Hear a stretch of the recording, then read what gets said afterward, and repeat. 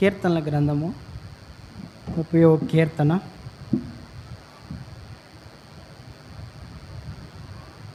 12వ వచనం అందరం కలిసి చదువుదాం. కీర్తనల గ్రంథం 30వ అధ్యాయము 12వ వచనం అందరం కలిసి 2వ లైన్ చదువుదాము. అదే వచనాన్ని, యెహోవా నా దేవా, నిత్యము నేను నిన్ను స్తుతించెదను.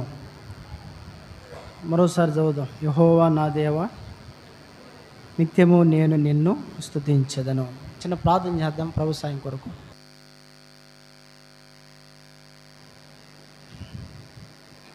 ప్రేంగల తండ్రి, దయా వాత్సల్యత కృపా కనికరములు గల ప్రభువా, మారని మార్పు చెందని నిత్య మహిమలో వసిస్తూ సమీపింపరాని తేజస్సులో మీరు మాత్రమే అమరత్వము కలిగి నివసించున్న దేవుడు, దేవుని స్వరూపము మీరు కలిగిన వారు అయి ఉండి, దేవా నీవు దేవునితో సమానముగా ఉండుటకు విడిచిపెట్టకూడని భాగ్యమని మీరు ఎంచుకోలేదు. మా అపరాధములు పాపములు మీ రక్తము చేత కడిగి మమ్మలను పవిత్రపరిచే దాని కొరకై ఈ లోకములో మీరు దీనుడుగా, దరిద్రుడుగా, రిక్తుడుగా మా కొరకు చేయబడినందుకు కొరకై స్తోత్రాలు. ఈనాడు విమోచించబడిన ఈ అనుభవంలో ప్రభా, మేము నిన్ను స్తుతించి ఆరాధించటానికి మీ నివాస స్థలము బెత్లెహేము ఎఫ్రత ప్రార్థన మందిరములోనికి ప్రభువా మీరు మమ్మలను నడిపించిన దాని కొరకై స్తోత్రాలు. ఇంతవరకు కీర్తనల ద్వారా మీ నామాన్ని మహింపరిచినామయ్యా. తిరిగి దేవుడు ఆత్మ గనుక ఆయనను ఆరాధించు వారందరూ ఆత్మతో సత్యముతో ఆరాధింపవలెను అని మీరు కోరుచున్నారు. కాబట్టి అటువంటి అనుభవంలో ప్రభువా మేము స్తుతించి ఆరాధించే దాని కొరకై మమ్మల్ని సిద్ధపరచండి. ఈ సమయంలో వచ్చిన వారందరిని బట్టి వందనాలు ప్రభువా. రావాల్సిన వారిని కూడా త్వరపెట్టి నడిపించండి ప్రభువా. మరి నీ బిడ్డలు ఇంకా ఎంతోమంది రావాలి, కొంత ఆలస్యం అవుతూ ఉంది. దయతో వారిని క్షమించండి, మన్నించండి. సమయానికి మొదట వారు రావటానికి ప్రభువా నేర్చుకోవడం దయ చూపిస్తురండి. కాబట్టి అందరూ ఆరాధించాలి ఆత్మతో సత్యముతో. దయచేసి నీ కృపలో జ్ఞాపం చేసుకుని నడిపించమని ప్రార్థన చేస్తుంటున్నాను. తిరిగి నన్ను కూడా జ్ఞాపం చేసుకుంటే మీ దాసుని బలహీనుడు, నోటికి బోరగా ఉండు, నీ బిడ్డలకు అర్థమయ్యే రీతిలో బోధించే జ్ఞానము ప్రభువా మీరు దయచేయండి. నా నోటికి బోరగా ఉండమని కూడా ప్రార్థన చేస్తాను. బలమైన నీ హస్తగతాలకి నన్ను మమ్మల్ని అందరిని అప్పగించుకుంటూ నీ కృపను కోరుకుంటూ యేసుక్రీస్తు ప్రభువారి యొక్క ప్రశస్తమైన నామములో స్తుతించి ప్రార్థన చేసి అడిగి వేడుచున్నాము తండ్రి, ఆమేన్.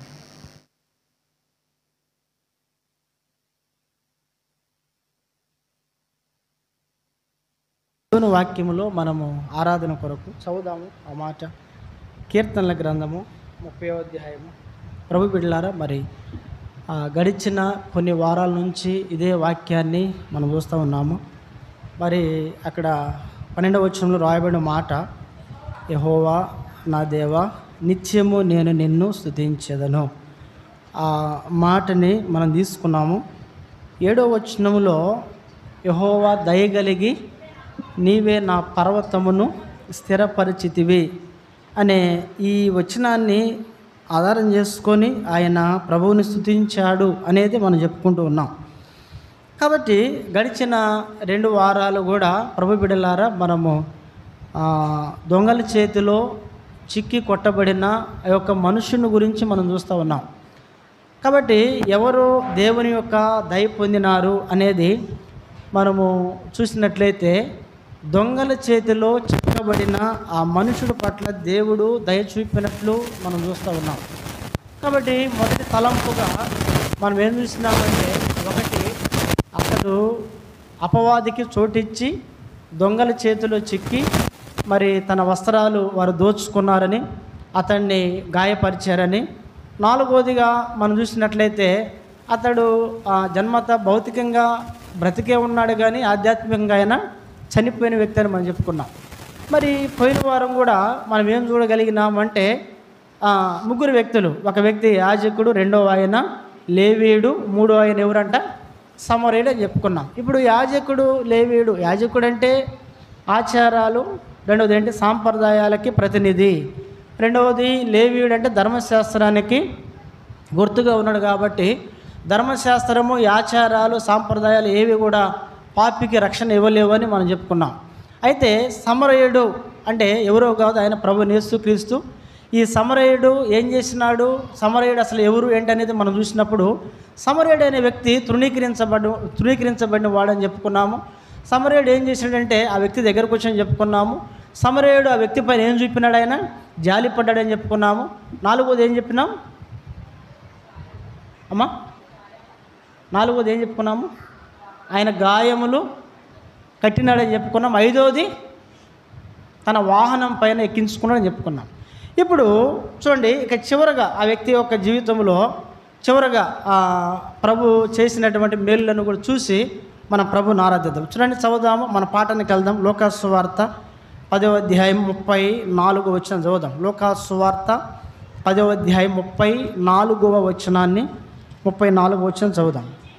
అతన్ని చూచి అతని మీద జాలిపడి దగ్గరికి పోయి నూనెయు ద్రాక్షరసమును పోసి అతని గాయములను కట్టి తన వాహనం మీద ఎక్కించి ఒక పూట కూలవాణి ఇంటికి తీసుకొని పోయి అనే మాటని ఇక్కడ మనం చూస్తూ ఉన్నాం. చూడండి, ఒక పూట కూలవాణి ఇంటికి తీసుకొని పోయి అతను ఏం చేసినాడు, పరామర్శించను అనే మాట ఇక్కడ రాయబడింది. ఇక్కడ మనకి బాగా తెలుసు, పూట కూనవాని ఇల్లు అంటే ఏంటి, దేవుని యొక్క స్వరక్తమిచ్చి సంపాదించినటువంటి సంఘం అని దేవుని వాక్యంలో మనం చూస్తూ ఉన్నాం. చూడండి, పూట కూని వాళ్ళ యొక్క ఇల్లు అనగా దేవుని యొక్క సంఘము. ఈ దేవుని యొక్క సంఘములో దేవుడు ఆ వ్యక్తిని చేర్చినట్లు బైబిల్లో మనం చూడవచ్చు. దేవుడు ఆ వ్యక్తిని చేర్చినాడు. ఇప్పుడు దేవుని యొక్క సంఘం అంటే వాస్తవానికి ఒకనొకప్పుడు తన యొక్క స్థితిని మనం ఎరుగుదాము. ఆయన ఎటువంటి వాడు ఏంటి అనేది గడిచినటువంటి 2 వారాలు కూడా మనము చూడగలిగినాం. గడిచిన 2 వారాలు కూడా ఇప్పుడు ఆయన ఎటువంటి అనుభవంలోనికి దేవుడు ఆ వ్యక్తిని తీసుకొచ్చినాడంటే చూడండి, పూట కూనవాలి ఇల్లు అనేది దేవుని యొక్క సంఘం. కాబట్టి పరిశుద్ధ గ్రంథమైన బైబిల్లో దేవుని యొక్క సంఘం యొక్క ఘనత, సంఘం యొక్క గొప్పతనం, సంఘం యొక్క విశిష్టత మనము పరిశుద్ధ గ్రంథం బైబిల్లో చూడగలిగినట్లయితే 5 సంగతులు దేవుని యొక్క సంఘాన్ని గురించి రాయబడిన సందర్భాలు ఎన్నో ఉన్నాయి. అయితే మనకు ఆరాధనకు కావలసినటువంటి మాటలను మాత్రమే మనం తీసుకుంటాం సంఘాన్ని గురించి. కాబట్టి ఆ సంఘం యొక్క ఉనికి ఏంటి, సంఘం యొక్క విశిష్టత ఏంటి అనేది బైబిల్లో మనము 5 మాటలు మనం చూసి ప్రభువుని ఆరాధిస్తాం. అంటే ఒకప్పుడు తన స్థితి ఏంటి, అయితే ఎట్లా తను జీవిస్తూ వచ్చినాడు, ప్రభు ఏ రీతిగా ఆయనను తన గాయాలను కట్టి తన పరామర్శించి ఒక పూటకోన వాళ్ళ ఇంట్లోకి చేర్చినాడు అనేది ఇప్పుడు మనం చూసి ప్రభుని ఆరాధిస్తాం. రండి, మొట్టమొదటిగా సంఘం యొక్క విశిష్టత ఏంటి, సంఘం ఏంటి అనేది మనం చూస్తే చూడండి, కొరింథీయులకు రాసినటువంటి మొదటి పత్రిక. ప్రియమైన ప్రభు బిడ్డలారా, చూడండి, కొరింథీయులకు రాసిన మొదటి పత్రిక 1వ అధ్యాయము చదువుతాం 2వ వచనము. చూడండి, కొరింథీయులోనున్న దేవుని సంఘమునకు అనగా క్రీస్తు యేసునందు పరిశుద్ధపరచబడిన వారై పరిశుద్ధులుగా ఉండుటకు పిలువబడిన వారికిని మనకును ప్రభువగు ఉన్న మన ప్రభువైన యేసుక్రీస్తు నామమున ప్రతి స్థలములో ప్రార్థించు వారందరికీ శుభమని చెప్పి రాయినది రాయబడింది. ఇక్కడ సంఘం యొక్క విశిష్టత ఏంటి, మొట్టమొదటిగా మనం చూసినట్లయితే ప్రియమైన దేవుని బిడ్డలారా, సంఘము అనగా అర్థం ఏంటి అంటే ఇక్కడ చూడండి, పరిశుద్ధపరచబడిన వారు దేవుని యొక్క సంఘం. అక్కడ స్పష్టంగా రాయబడింది. ఏమని రాయబడింది అదే సార్? చదువు ఒకసారి ఆ మాట. 2వ వచనం చదువు. 1వ అధ్యాయం 2వ వచనం. కొరింథీలోనున్న దేవుని సంఘము. చూడండి, కొరింథీలోనున్న దేవుని సంఘం. చూడండి, ప్రపంచంలో మనం చూసినట్లయితే ఎన్నో సంఘాలు ఉన్నాయి. ఉన్నాయా లేవో సంఘాలు? చెప్పండి. డోక్రా సంఘాలు ఉన్నాయి, మరి పోతే యూనియన్ సంఘాలు ఉన్నాయి, రిక్షా వాళ్ళకి, ఆటో వాళ్ళకి, డ్రైవర్లకి, పోతే ఇట్లా అంటే స్త్రీలకి, ఇట్లా మనం చెప్పుకుంటూ పోతే ప్రపంచంలో దేశంలో ఎన్నో సంఘాలు ఉంటూ ఉన్నాయి, ఎన్నో సంఘాలు ఉన్నాయి. ఇప్పుడు ఈ సంఘము ఏ సంఘం అంట? చెప్పండి. దేవుని సంఘం. దేవుని సంఘం అంటే దేవుని సంఘం అంటే దేవుడు ఎవరని అర్థం ఇక్కడ? దేవుడు పరిశుద్ధుడు. గమనించాల, దేవుడు పరిశుద్ధుడు గనక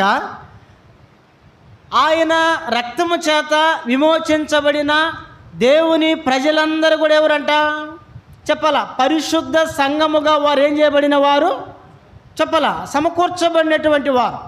వాస్తవంగా ప్రియమైన ప్రభు బిడ్డలారా, ఎక్కడో దారిలో దొంగల చేతిలో చిక్కి తన వస్త్రాలు దోచుకున్న తర్వాత కొట్టబడి, ప్రియమైన ప్రభు బిడ్డలారా, గాయాల పాలై కొరప్రాణముతో ఉన్నటువంటి ఒక వ్యక్తిని యేసుక్రీస్తు ప్రభు వారు ఏం చేసినాడు? జాలిపడ్డాడు, ప్రేమ చూపాడు, దయ చూపాడు, ద్రాక్షరసం పోసినాడు, నూనెతో ఆయన గాయములను గట్టినట్లు బైబిల్లో రాయబడింది. ఇప్పుడు చివరికి ప్రభువారు వ్యక్తిని ఎడ తీసుకొచ్చినాడంట? పరిశుద్ధ సంఘములో అంగముగా వ్యక్తి ఏం చేయబడ్డాడు. పరిశుద్ధ సంఘం అంటే వాస్తవంగా దేవుడు పరిశుద్ధుడు కాబట్టి ఆయన సంఘము కూడా పరిశుద్ధమైనది. ప్రభు బిడ్డలారా, దేవుని వాక్యములో మనం చూసినట్లయితే అసలు ఎందుకు మానవుల్ని పరిశుద్ధపరచాలి అంటే, మానవులందరూ కూడా ఎవరంట?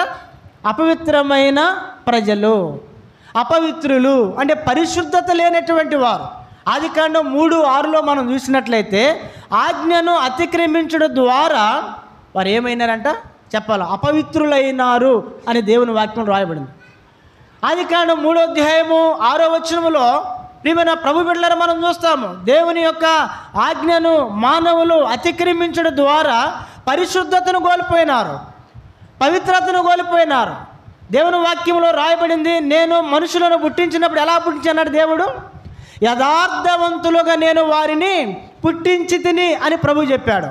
ఇప్పుడు యథార్థత అంతా పోయింది, పరిశుద్ధత పోయింది, పవిత్రత పోయింది. కారణం ఏంటి అంటే దేవుని యొక్క ఆజ్ఞను ఏం చేసినారు? వారు అతిక్రమించడం ద్వారా ప్రియమైన ప్రభు బిడ్డలారా, మనుషులందరూ కూడా ఏం చేయబడినారంటే అపవిత్రులుగా చేయబడినారు. బైబిల్లో ఉంది కదా, రోమిలకు రాసిన పత్రికలో, ఒక మనుషుని ద్వారా పాపము ద్వారా మరణము లోకంలోనికి ఏమైంది? సంప్రాప్తమైన, లేకపోతే ప్రవేశించిన మాట మనం చూస్తాం. కాబట్టి మానవులందరూ కూడా వాస్తవంగా నీవు నేను మనము కూడా ఈ యొక్క మనుషులను పోలినటువంటి వారమే. మనము కూడా ఎవరమంటే అపవిత్రపరచబడినటువంటి వారమే. పరిశుద్ధ సంఘములోనికి ఏమాత్రము కూడా మనకి పాలు అనేది లేదు. ఎందుకో తెలిసిన, దేవుడు పరిశుద్ధుడు, ఆయన సంఘం ఏంటి? ఇక్కడ 1 కొరింథీ 1:2 ప్రకారము ఆ మాట ఇంకోసారి చూద్దాం. చూడండి, కొరింథీలోనున్న దేవుని సంఘము. ఏ సంఘం అంటే ఈ సంఘము? దేవుని సంఘము. దేవుని సంఘం మన సంఘము కాదు, ఆయన స్వరక్తమిచ్చి కొన్నటువంటి సంఘం. మన కొరకు యేసుక్రీస్తు ప్రభు వారు ప్రాణం పెట్టి మన కొరకు ఆయన రక్తాన్ని గార్చి అపరాధములో, పాపములో, శాపములో, నాశనానికి, ఉగ్రతకి పాత్రులైనటువంటి వారమైన మనలను యేసుక్రీస్తు ప్రభు వారు తన రక్తము చేత మన ప్రతి పాపమును కడిగి దేవుని సంఘము. ఆ సంఘము కూడా ఏ సంఘం అంట? పరిశుద్ధ సంఘం. ఇప్పుడు చెప్పండి, సంఘానికి ఉండబడిన మొదటి విశిష్టత ఏంటంటే సంఘము పరిశుద్ధమైనదని అర్థం. సంఘము పరిశుద్ధమైనది. ఇప్పుడు ఈ వ్యక్తి యొక్క జీవితం ఎట్లా ఉందో ఒకప్పుడంటే చెప్పాలి, అపవిత్రమైన వాడని అర్థము. ఇప్పుడు రాను ప్రభు ఏం చేసిన వ్యక్తిని అంటే పరిశుద్ధ సంఘములో దేవుడు ఆ వ్యక్తిని ఏం చేసినాడంట? అంగముగా వ్యక్తి చేయబడినాడు. ఇప్పుడు ఆయన ఏం చేయాలి? ప్రభువుని స్తుతించాలి, ప్రభువుని ఆరాధించాలి, ప్రభువుని మహింపరచాలి. బైబిల్లో మనం చూస్తూ ఉన్నాం. చూడండి, మానవుడు ఎందుకు అపవిత్రపరచబడినాడంటే మొదటి మాట మనం చూసినాం, అక్కడ రాయబడింది ఏంటి? చెప్పాలా, దేవుని యొక్క ఆజ్ఞను ఏం చేసినాడు? అతిక్రమించడం ద్వారా ప్రభు బిడలారా ఏమైనారంట? చెప్పండి చెప్పాలా, అపవిత్రపరచబడినారని బైబిల్లో రాయబడింది. ఇక రెండవదిగా ఆ మాటలో అదే మాటలో రెండవదిగా మనం చూసినట్లయితే చూడండి, ఆది కాండం 4వ అధ్యాయము మొదటి 2 వచనాల్లో చూడండి, అక్కడ కయ్యోను హేబేలు ఉన్నారు. కయని హేబేలు ఉన్నారు కదా. ఈ కయని హేబేలు ఏం చేస్తూ వచ్చినారంటే దేవునికి చెప్పాలా బలి బలి అర్పించటం కొరకు వారు ముందుకు వచ్చినట్లు. చూడండి, మనం చూసినట్లయితే ప్రియమైన ప్రభు బిడ్డలారా, అక్కడ కయ్యోను ఏం చేసినాడంటే తన తమ్ముడైన హేబేలు మీద పడి ఏం చేసినాడు? ఆ వ్యక్తి చంపినాడు. అంటే ఇప్పుడు చంపటం ద్వారా చూడండి గమనించాలా. రెండవదిగా మానవులు ఎందుకు అపవిత్రులు అయిపోయినారు అనేది బైబిల్ సెలవిస్తూ ఉన్నది. అంటే చెప్పాలి నరహత్య ఏంటి? పాపం. నరహత్య పాపము, నరహత్య అపవిత్రత దేవుని వాక్యం సెలవిస్తూ ఉంది. వాస్తవం చెప్పాలి అంటే కయ్యోను అనే వ్యక్తి తన తమ్ముడు చంపడానికి గల కారణం ఏంటంటే అతనికి 7 అంతల కోపం వచ్చిందంట. ఒక వ్యక్తి మరొక వ్యక్తిని చంపాలి అంటే ఎంత కోపం రావాలో తెలుసా? 7 అంతల కోపం. ఇక 7 అంతల కోపం వచ్చిందంటే ఇక ఏం చేస్తారంటే వాళ్ళు ఇక చంపడానికి కూడా వెనకాడరు. ఇంకా బైబిల్లో రాయబడింది, ప్రకటన గ్రంథం 21వ అధ్యాయంలో మనం చూస్తాం కదా, పాపము అగ్ని గంధకములో మండు గుండములో పాలు పొందు, ఇది ఏంటంట? 2వ మరణం. ఇది 2వ మరణం అని బైబిల్లో రాయబడింది. నేను ఇవన్నీ ఎందుకు చెబుతున్నానంటే ఒక వ్యక్తి అపవిత్రతలో పడిపోవడం కారణం ఏంటనేది మనం చూసినట్లయితే, ఒకటి ఆజ్ఞ అతిక్రమము, రెండవదిగా మనం చూసినట్లయితే ప్రభు వెళ్ళారా చెప్పండి నరహత్య, లేకపోతే పాపం అని అర్థం, లేకపోతే కోపం అని అర్థం. ఈ కోపాన్ని బట్టి పాపాన్ని బట్టి మానవుడు అపవిత్రుడుగా చేయబడ్డాడు. దేవుని ఉగ్రతకి వాస్తవంగా పాత్రుడు. అయితే దేవుడు తన పట్ల ఏం చూపినాడంటే దగ్గరకు వచ్చినాడు. దేవుడు దగ్గరకు వచ్చి జాలిపడి ద్రాక్షరసము నూనె పోసి అతని గాయములు కట్టి, ప్రియమైన ప్రభు బిడ్డలారా ఏం చేసిన దేవుడు అంటే తన వాహనం మీద ఎక్కించుకొని ఒక పూట కోని వాళ్ళ ఇంటిలోనికి తను తీసుకొచ్చినాడు. ఆ పూట కోని వాళ్ళ ఇల్లే ఏదో ఒకది ఏంటంటే దేవుని యొక్క స్వరక్తమిచ్చి సంపాదించిన సంఘం. కాబట్టి మొదటగా ఈ సంఘం ఏ సంఘం అంటే పరిశుద్ధపరచబడిన సంఘం. పరిశుద్ధపరచబడిన సంఘం. మొదటి పేతురు 2:8-9 ప్రకారము ఎవరుమంటా మనము చెప్పాలా? పరిశుద్ధ జనము. పరిశుద్ధ జనము చీకటిలో నుండి ఆశ్చర్యకరమైన తన వెలుగులోనికి మనలను దేవుడు ఏం చేసినాడంట? పిలిచినాడని రాయబడింది. గమనించాలా ప్రభు బిడ్డలారా. అంటే అపవిత్రులు, పాపులు, అనేక రకాలైన పాపములతో జీవిస్తున్న మానవుడును దేవుడు ప్రేమించి ఆ చీకటిలో నుండి ఆశ్చర్యకరమైన వెలుగులోనికి ప్రభు ఏం చేసినాడు? ఆ వ్యక్తిని పిలిచినాడు అనే మాట ఇక్కడ మనం చూస్తున్నాము. కాబట్టి అది ఆ మాటలో 2వ మాట. ఒకటి చెప్పండి ఆజ్ఞ అతిక్రమము అపవిత్రపరుస్తుంది మానవుణ్ణి. రెండవది చెప్పండి నరహత్య, లేకపోతే కోపం మానవుని ఏం చేసిద్దంట? అపవిత్రపరుస్తుంది. 3వ మాట చూద్దాం. అందులోది చూడండి, దినవృత్తాంతం 2వ గ్రంథం 33వ అధ్యాయము మొదటి నుంచి కొన్ని వచనాలు చదువుతాం. మొదటి నుంచి కొన్ని వచనాలు. దినవృత్తాంతం 2వ గ్రంథము 33వ అధ్యాయం మొదటి నుంచి కొన్ని వచనాలు చూడండి. మనిషే చదవమ్మా. ఏలన ఆరంభించినప్పుడు 12 ఏండ్ల వాడై యెరూషలేములో 55 సంవత్సరములు ఏలెను. ఇతడు ఇశ్రాయేలీల ఎదుట నుండి యెహోవా వెళ్ళగొట్టిన అన్యజనులు చేసిన హేయక్రియలను అనుసరించి యెహోవా దృష్టికి చెడు నడత నడిచెను. చదవండి. ఇతడు తన తండ్రి అయిన హిజ్కియా పడగొట్టిన ఉన్నత స్థలములను తిరిగి కట్టించి బయలు దేవతకు బలిపీఠములను నిలిపి దేవతా స్తంభములను చేయించి ఆకాశ నక్షత్రములన్నిటిని పూజించి ఏం చేసినాడంట? కొలిచెను అని రాయబడింది. అంటే మూడవదిగా ఈ మొదటి మాటలో మూడవదిగా మనం గమనించాల్సింది ఏంటంటే ప్రభు వెళ్ళారా చెప్పాలా, మనుషులు అపవిత్రపరచబడటానికి 3వ కారణం ఏంటి చెప్పండి? విగ్రహారాధన. ఏంటంట? విగ్రహారాధన. ప్రభు దేన్నైనా సహిస్తాడేమో కానీ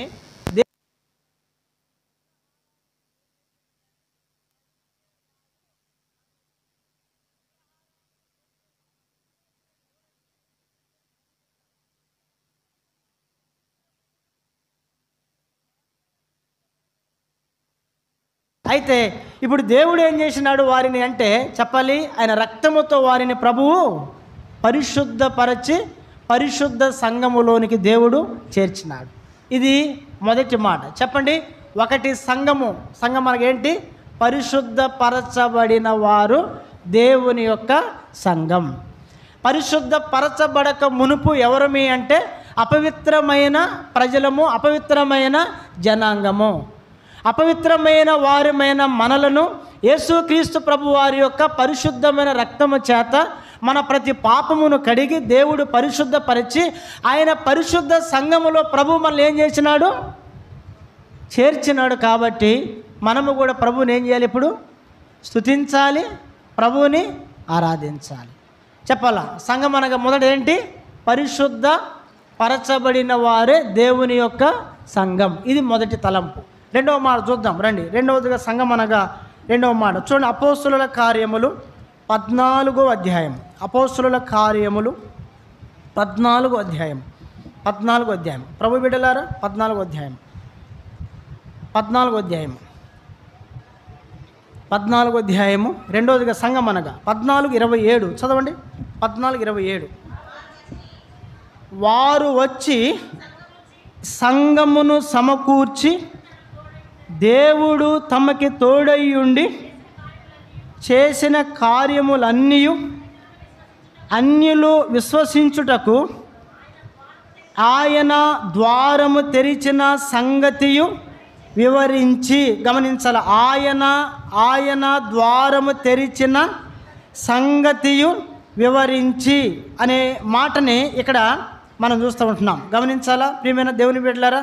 ఇప్పుడు రెండవదిగా దేవుని యొక్క సంఘము అనగా అర్థం ఏంటి అనేది ఇక్కడ మనం చూసినట్లయితే ఆయన నామములో సమకూర్చబడిన వారు దేవుని యొక్క సంఘం. మీరు వినాలి జాగ్రత్తగా. దేవుని యొక్క నామములో సమకూర్చబడినటువంటి వారు ఎవరంట? దేవుని యొక్క సంఘం. పైనుంచి చదువుదాం కొన్ని వచనాలు, మీకు బాగా అర్థమయ్యేటప్పుడు. చూడండి పైనుంచి 23 నుంచి చదవండి. మరియు ప్రతి సంఘములో వారికి పెద్దలను ఏర్పరిచి ఉపవాసముండి ప్రార్థన చేసి వారు నమ్మిన ప్రభువునకు వారిని అప్పగించిరి. 24 తర్వాత చదవండి. పిసిదియా దేశమంతటా సంచరించి ఆ పంపులకు వచ్చిరి మరియు ఆ పెరిగేలో వాక్యము బోధించి వెళ్ళిరి. 26 అక్కడ నుండి ఓడ ఎక్కి తాము నెరవేర్చిన పని నిమిత్తము దేవుని కృపకు అప్పగింపబడిన వారై మొదట బయలుదేరిన అంతియోకుకు తిరిగి వచ్చిరి. వారు వచ్చి సంఘమును సమకూర్చి, చూడండి, వారు వచ్చి సంఘమును సమకూర్చి దేవుడు తమకు తోడయుండి చేసిన కార్యములన్నీ అన్యజనులు విశ్వసించుటకు ఆయన ద్వారము తెరచిన. అన్యజనులు ఏం చేసినారంట? చెప్పాలా? విశ్వసించినారు. ఇప్పుడు అన్యజనులందరూ కూడా బైబిల్లో రాయబడింది కదా, ఆకాశము కింద భూమి మీద ఇవ్వబడిన ఏ నామములో మనకేమి లేదు, రక్షణ లేదు. కానీ ఈ నామములను మనం ఏం పొందాలి? రక్షణ పొందాలి. ఇక్కడ రాయబడిన మాట. ఇప్పుడు అన్యజనులందరూ కూడా సంఘముగా సమకూర్చబడినారు అంటే ఎవరిని బట్టి సమకూర్చబడ్డారు? చెప్పాలి. ఎవరిని బట్టి సమకూర్చబడ్డారు? మాట్లాడరేంటి? ఎవరిని బట్టి? గట్టి చెప్పండి అమ్మా. ప్రభువైన యేసుక్రీస్తు వారిని గురించి ఏం చేయబడినారంట? వారు సంఘముగా సమకూర్చబడినారు బైబిల్లో రాయబడింది. అంటే ఏంటి ఇక్కడ అర్థము? ఇప్పుడు రెండవదిగా ప్రియమైన ప్రభువులారా, సంఘం అనగా అర్థం ఏంటి? ఆయన నామములో సమకూర్చబడిన వారే దేవుని యొక్క సంఘం. ఇప్పుడు అక్కడ యాజకుడు వచ్చాడు, రెండో వ్యక్తి ఎవరు? లేవీయుడు వచ్చారు. ఇప్పుడు ఈ రెండు పేర్ల బిరుదులు ఇవి చెప్పాలా? పేర్ల బిరుదులు అంటున్నా. ఇప్పుడు ఫరో అనే ఆయన ఉన్నాడు. ఫరో అనేది పేరా బిరుదా? బిరుదు. హేరోద్ అనేది బిరుదా పేరా? చెప్పండి. పేర్లు కాదు, అవన్నీ బిరుదులే. హేరోదులు అంటే చాలా మంది ఉన్నారు, 100 మంది ఉన్నారు హేరోదులు. ఐగుప్తుని పరిపాలించిన ఏ రాజు పేరైనా కూడా ఏంటి? ఫరో అంటే ఇవన్నీ బిరుదులు. వాసన చెప్పాలంటే యాజకుడు అన్నా లేవీడు అన్న ఇవేంటి ఆయనకి బిరుదులు, ఇవి పేర్లు కాదు, అవి బిరుదులు. వాసన చెప్పాలంటే వారి పేర్లు వేరేగా ఉంటాయి. అహరోను ఉన్నాడు కదా, అహరోను ఎవరు? అహరోను పేరు. యాజకుడు అనేది ఏంటి? బిరుదు. అది గుర్తుపెట్టుకోవాలి మీరు. ఇప్పుడు అహరోను యాజకుడు, అహరోను అనేది పేరు, యాజకుడు అనేది ఏంటి ఆ వ్యక్తికి? అది బిరుదు. అది యాజకుడన్నా లేవీడన్నా ఇవి బిరుదులు. కానీ సమరయుడు అనేది ఏంటి? పేరు. సమరయుడు అనే పేరు బైబిల్లో రాయబడి, అదే మనం చూస్తూ ఉన్నాం. ఇప్పుడు రెండవదిగా సంఘం అనగా అర్థం ఏంటి అంటే ఆయన నామములో సమకూర్చబడినటువంటి వారు దేవుని యొక్క సంఘం. అంటే ఏంటి అర్థము? ఇక్కడ యాజకుడు సమకూర్చలేకపోయినాడు, రెండవది లేవీడు సమకూర్చలేకపోయినాడు. కానీ ఎవరు సమకూర్చినారు ఆ వ్యక్తిని దేవుని సంఘములోకి? సమరయుడు అనే వ్యక్తే ఏం చేశాడు? ఆయన్ని సమకూర్చినాడు. సమరయుడు అంటే పేరు. యేసుక్రీస్తు ప్రభు వారే మంచి సమరయుడని బైబిల్లో రాయబడింది ఆయన గురించి. కాబట్టి రెండవదిగా దేవుని యొక్క సంఘం అనగా అర్థమైంది అంటే ఆయన నామములో సమకూర్చబడినటువంటి వారే దేవుని యొక్క సంఘం. ఈయన నామములో సమకూర్చబడక మునుపు సంఘము వెలుపట ఉండబడిన వారే కానీ సంఘము లోపట ఉండబడిన వారు కాదు. ఉదాహరణకి మన బైబిల్లో చూస్తాం. ఎక్కడ అంటే అపోస్తుల కార్యములు 3వ అధ్యాయములో పుట్టినది మొదలుకొని కుంటివాడైన ఒక మనుషుడు అక్కడ ఉన్నాడు. ఎక్కడున్నాడు ఆయన? దేవాలయం ముంగిట ఉన్నాడు. గుర్తుపెట్టుకోవాలి మీరు. దేవాలయం చాలామంది ఉన్నారు, అడుక్కునేవాళ్ళు. ఆయన ఒక్కడే కాదు, చాలామంది ఉన్నారు. ఇప్పుడు ఈ వ్యక్తిని పేతురు గారు, యోహాను గారు ఏమన్నారు? మాకు కలిగినది నీకు ఇస్తా ఉన్నారు. ఏంది అది? ప్రభు అయిన యేసు నామములో లేచి నిలవమని చెప్పినారు. ఆ ఒక్క మాటే. యేసుక్రీస్తు ప్రభు వారి యొక్క నామములో ఎప్పుడైతే ఆ వ్యక్తి లేచి నిలవబడ్డాడో అప్పటి వరకు ఎక్కడున్నాడు ఆయన? ఏడున్నాడంటమ్మా? వెలుపట ఉన్నాడు, మందిరం వెలుపట ఉన్నాడు. ఇప్పుడు ఎప్పుడైతే కాళ్ళు వచ్చినాయో లేచి నిలవబడ్డాడు. ఇప్పుడు ఏం చేశాడు ఆ వ్యక్తి చెప్పండి? పాటలు పాడుకుంటూ గంతులు వేసి ఎక్కడ పోయినాడంటే ఆయన దేవాలయంలో వెళ్ళటం అని అర్థం ఏంటి? దేవుని యొక్క సంఘములో ఆ వ్యక్తుడు ఏం చేయబడ్డాడని అర్థం? సమకూర్చబడ్డాడు. ఇప్పుడు ఏ నామములో ఆయన లోనికి వెళ్ళినాడు? ఏ నామములోనంట? యేసుక్రీస్తు ప్రభు వారి యొక్క నామములో. ఇప్పుడు ఆ మాట చూద్దాం. అపోస్తుల కార్యములు 3వ అధ్యాయము. అపోస్తుల కార్యములు 3వ అధ్యాయము. జాగ్రత్త వినాలా మీరు. 3వ అధ్యాయము. ప్రభు బిడ్డలారా చూడండి. 3వ అధ్యాయము 6వ వచనం చదవమ్మా. అంతటా పేతురు లేవు కానీ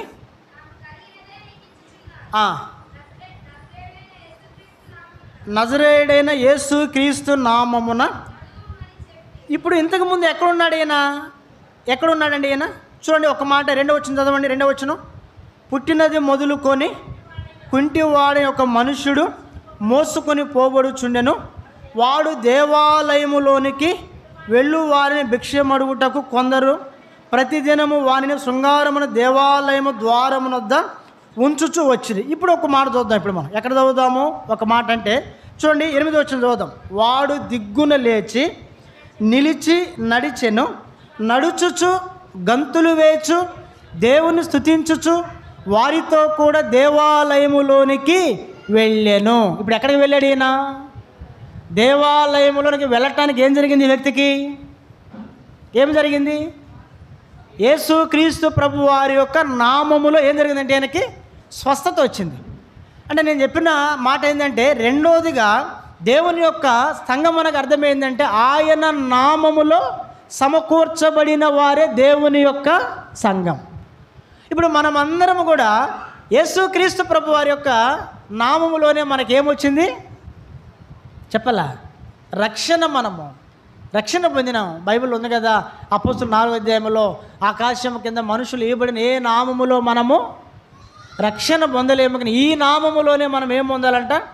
రక్షణ. చెప్పండి రెండవదిగా ఏ నామం? ఆ నామము ప్రభువైన యేసుక్రీస్తు వారి యొక్క నామం. కాబట్టి ఒకటి వెలుపులో ఉన్న ఆ వ్యక్తి ప్రియమైన దేవుని బిడ్డలారా పరిశుద్ధ సంఘములోకి చేర్చబడ్డాడు.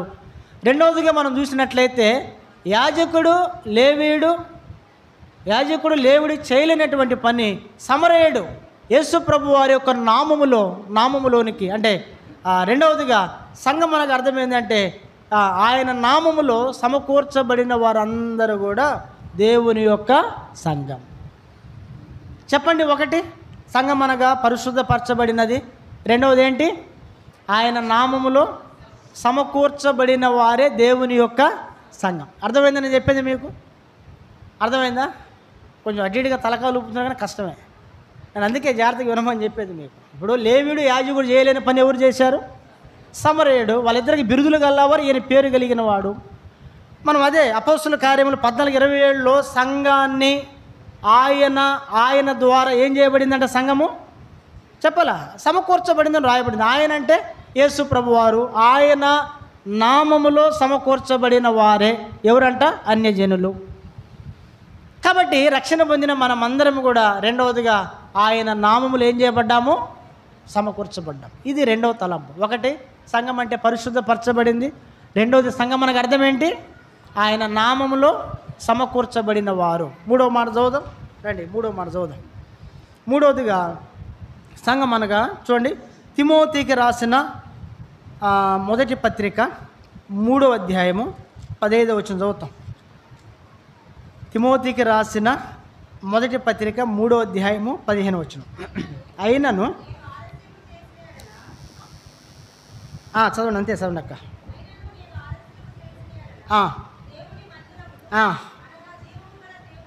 ఇప్పుడు మూడోదిగా గమనించాలా. మూడోదిగా సంఘం అనగా ఏంటి? సంఘం అంటే ఏంటి? మూడోదిగా జీవము గలది. మనం వాడతాం కదా ఇప్పుడు, జీవము గల సంఘము దేవునిది సంఘము. జీవము గల సంఘము దేవునిది ఈ సంఘము అనే మాట రాయబడింది. కాబట్టి మూడోదిగా దేవుని యొక్క సంఘం అనగా అర్థం ఏంటి అంటే సంఘము జీవము కలిగినది అని అర్థం. జీవము కలిగినది అర్థం. వాస్తవంగా ప్రియమైన ప్రభు బిడ్డలారా, మూడోదిగా మనం గమనించినట్లయితే ఆ వ్యక్తిలో ఏమి లేదంట చెప్పాలా, జీవం అంటే కొర ప్రాణముతో ఉన్నాడు. ఎక్కడో ఉంది ప్రాణం చెప్పాలి అంటే, కొర ప్రాంతం ఉన్నాడు, ఎక్కడో ఉంది ప్రాణం అంటే జీవము లేదని చెప్పుకోవచ్చు వాస్తవం చెప్పాలంటే మనం. అయితే మూడోదిగా ప్రియమైన ప్రభు బిడ్డలారా, దేవుడు ఆ వ్యక్తిని ఎక్కడ చేర్చినాడంట? జీవము కలిగిన సంఘములోనికి దేవుడు తన చేర్చిన బైబిల్లో రాయబడింది. మనం ఎప్పుడో ఒక మాట చదువుతాం, యోహాను సువార్త 1:4 ఏముంటుంది అక్కడ? చూడండి, ఆయనలో ఏముంది? జీవం ఉంది. ఆయనలో ఏముందంట? జీవం ఉంది. ఏ జీవం? ఆ జీవము నిత్య జీవం. నిత్య జీవము. ఇప్పుడు ఈ నిత్య జీవానికి అర్హులుగా చేయబడింది అందరా కొందరా? యేసుక్రీస్తు ప్రభువునందు విశ్వాసం ఉంచిన వారు మాత్రమే నిత్య జీవానికి అర్హులుగా చేయబడతారు. వారు మాత్రం నిత్య జీవములోనికి ప్రవేశించగలరు. బైబిల్ సెలవిచ్చే మాట అది. యోహాను సువార్త 3:16 ఉంటుంది కదా, ఆయన యందు విశ్వాసముంచు ప్రతి వాడు నశింపక ఏం పొందుతాడంట? నిత్య జీవము. అంటే యేసుక్రీస్తు ప్రభువారే జీవానికి అధిపతి. దేవుని సంఘములో చేర్చబడినటువంటి వారందరూ కూడా వారు ఎక్కడ ఉన్నారని అర్థం. ఒకనాటికి చెప్పాలా, ఈ లోకయాత్ర చాలిస్తే మనం ఆరాధన చేస్తాం కదా, ప్రభువా ఈ లోకయాత్ర చాలిస్తే నీ రాజ్యములో ఉండగలుగుతాననే శుభప్రదమైన నిరీక్షణ. ఏ నిరీక్షణ అంట? శుభప్రదమైన నిరీక్షణ. ఏంటి ఆ నిరీక్షణ? నీ రాజ్యము. ఆయన రాజ్యములో ఏముంది? ఆయన రాజ్యములో ఏముందంట? నిత్య జీవం ఉంది. అవునా కదా? అంటే శాశ్వత కాలం మానవులు జీవిస్తూ ప్రభువుని యుగయుగాలు కూడా ఆయనను స్తుతించి ఆరాధించే అనుభవం అది. మూడవదిగా మనం చూసినట్లయితే దేవుని యొక్క సంఘం మనకు అర్థమైందంటే, దేవుని యొక్క సంఘం ఏ సంఘం అంట? జీవము కలిగినది. అది నిర్జీవమైనది కాదు. మూడవదిగా ప్రియమైన ప్రభు బిడ్డలారా, నిర్జీవమైన స్థితిలో నుండి దేవుడు ఆ వ్యక్తిని ఆడ తీసుకొచ్చినాడు చెప్పాల. జీవము కలిగిన సంఘములోనికి దేవుడు ఆ వ్యక్తిని నడిపించినాడు. వాస్తవమే కదా? నీవు నేను మనము కూడా ఒకప్పుడు అలా జీవించిన వారమే. నిజమా కదా చెప్పండి? నిర్జీవమైన స్థితిలో జీవిస్తూ వచ్చిన వారమైన మనలను యేసుప్రభువు తన జీవము మనకిచ్చి ఆయన నిత్య జీవములోనికి ప్రభువు మనలను నడిపించినాడు. కాబట్టి మూడవదిగా దేవుని సంఘం మనకు అర్థం ఏంటి అంటే చెప్పండి, జీవము కలిగిన దేవుని సంఘం. ఎంత గొప్ప ధన్యులమో నిజం చెప్పాలంటే మనం పరిశుద్ధపరచబడిన సంఘముగా ప్రభు మనం చేసినాడు.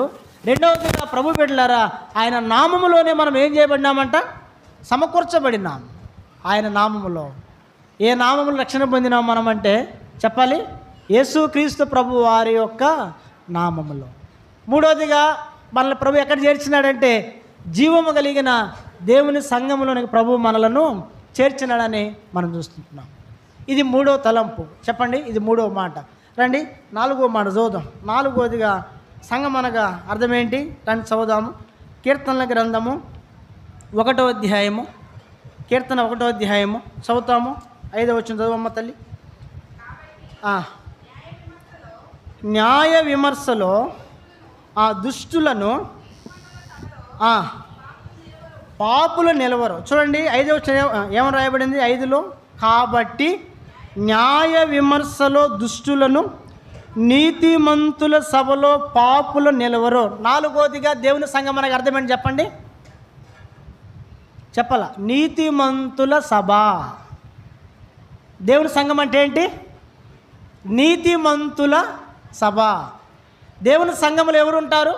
అనీతిమంతుల, నీతిమంతుల? చెప్పాలా, నీతిమంతులే కదా ఉండే దేవుని సంఘములో. దేవుని సంఘములో నీతిమంతులే ఉంటారు, అనైతిమంతులు కాదు. రాయబడిన మాట మనం చూస్తున్నాం. చూడండి, నీతిమంతుల సభ దేవుని యొక్క సంఘం. ఇప్పుడు ఆ దారిలో ఎంతమంది కనిపించుంటారు? అప్పటి వరకు ఎంతమందితో ఆ వ్యక్తి సహవాసం చేసి ఉంటాడు? ఎలా జీవించుండవచ్చు ఆ వ్యక్తి? అనీతిమంతుడుగా. బైబిల్లో ఎప్పుడు చదివే ఒక మాట ఉంటుంది, రోమా 3:11, నీతిమంతుడు లేడు, ఒక్కడును లేడంట. చూడండి, అయితే దేవుని యొక్క సంఘము ఏ సంఘం అంటే అది నీతిమంతుల సభ. అది నీతిమంతుల సభ. అది వాళ్ళు ఎవరు పడితే వాళ్ళు చేరేది కాదు. అది ఇప్పుడు ఉదాహరణకి ఇప్పుడు అసెంబ్లీ ఉంది,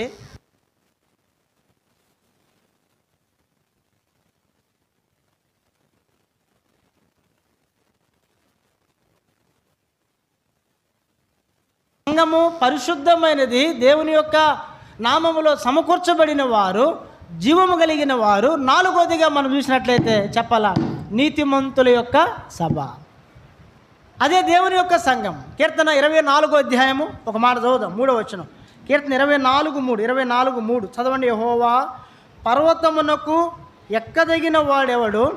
ఆయన పరిశుద్ధ స్థలములో నిలవదగిన వాడెవడు? ఆ నీతిమంతుల సభలో ఎవరండి నిలవబడేది? ఎవరండి ఉండేది? అందరూ ఉంటారా? రాయబడిన మాట అక్కడ చూడండి. పైనుంచి చదివినట్లయితే, భూమియు దాని సంపూర్ణతయు, లోకమును దాని నివాసులు యెహోవావే. ఆయన సముద్రముల మీద దానికి పునాది వేసెను, ప్రవాహ జలముల మీద దాన్ని స్థిరపరిచెను. 3 యెహోవా పర్వతమునకు ఎక్కదగిన వాడెవడు? ఆయన పరిశుద్ధ స్థలములో నిలవదగిన వాడెవడు? 4 వ్యర్థమైన దాని యందు మనసు పెట్టకయు, కపటముగా ప్రమాణము చేయకయు, నిర్దోషమైన చేతులను, శుద్ధమైన హృదయము కలిగి యుండువాడే. ఎక్కడుంటాడు? నీతిమంతుల సభలో ఉంటాడు. కాబట్టి ఇది 4వ మాటగా మనం చూడవచ్చు. 4వదిగా చెప్పండి, సంఘం మనకు అర్థం ఏంటి? నీతిమంతుల సభ. బైబిల్ రాయబడినటువంటి మాట. అక్కడికి దుష్టులకి ఏమి లేదంట, పాలు లేదు, వాళ్ళకి ప్రవేశం లేదు, బైబిల్ రాయబడిన మాట. కాబట్టి ఒకటి పరిశుద్ధపరచబడిన వారు దేవుని సంఘం, 2వది ఆయన నామములో సమకూర్చబడిన వారు దేవుని సంఘం, 3వదిగా దేవుని సంఘం జీవము కలిగినది, 4వదిగా దేవుని సంఘం ఏంటంట? నీతిమంతుల యొక్క సభ. 5వ మాట తెలిసి మనము ప్రభుని ఆరాధిస్తాం. రండి చివరిగా 5వ మాట. కొరింథీయులకు రాసిన మొదటి పత్రిక 14వ అధ్యాయము. 1 కొరింథీ 14:33.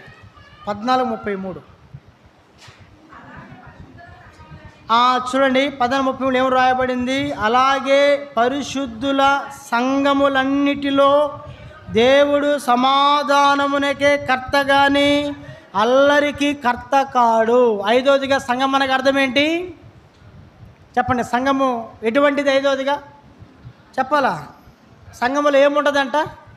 సమాధానం ఉంటుంది. సంఘం అనగా 5వదిగా సమాధానము దొరుకు స్థలము. సంఘములో ఏమి దొరికిద్ది అంట? సమాధానం దొరికిద్ది. మందిరంలో ఏమి దొరికిద్ది? సమాధానము దొరికింది. ఇప్పుడు ఐదవదిగా మనం చూసినట్లయితే ఆ వ్యక్తికి ఏం దొరికింది? చివరికి చెప్పాలా, సమాధానము దొరికింది. అంటే అప్పటి వరకు ఏం లేదని అర్థం.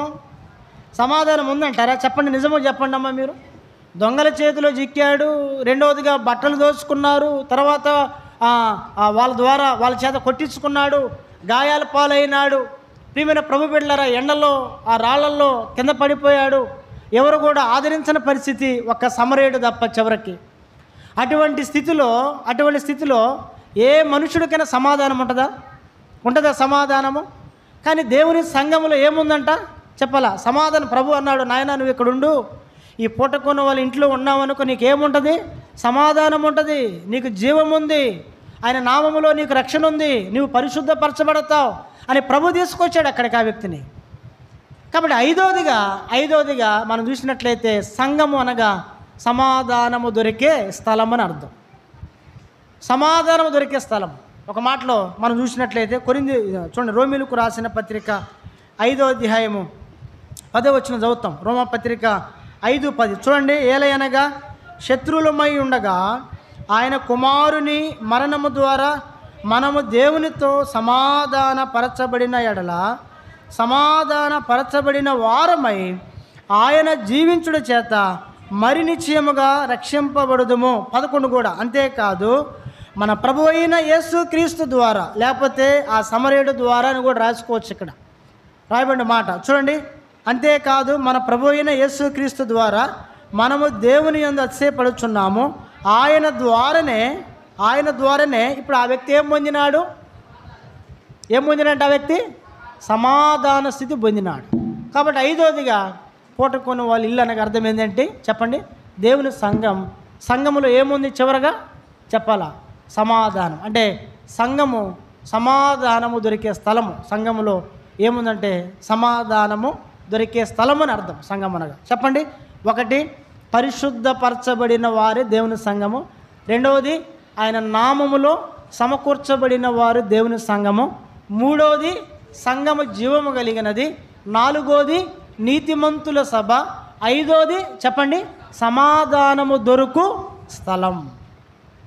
ఇది దేవుని యొక్క సంఘం. ఇప్పుడు అదే ఆ పూటపోయిన వాళ్ళ ఇంట్లోకి ప్రభు చేర్చినాడు. కాబట్టి ప్రభు బిడలంగా మనము కూడా ఈ 5 అంతల అనుభవంలో ప్రభుని ఏం చేయాలంట? స్తుతించి మనం కూడా ఆరాధించాలి. ప్రభువా, నేను కూడా ఆ మనుషుడి వలె ఈ లోకములో పడి చెడిన అనుభవంలో జీవిస్తూ వచ్చా, అయితే నన్ను పరిశుద్ధపరిచావు, నీ నామములో రక్షించావు, జీవము గల సంఘములో చేర్చావు, నీతిమంతుల సభలో ఉంచావు, దేవునితో నన్ను ఏం చేసినావు చెప్పాలా, సమాధానపరచను, నాకు సమాధాన స్థితిని నీవు నాకు దయచేసినావు అని ప్రభుని ఏం చేయాలి?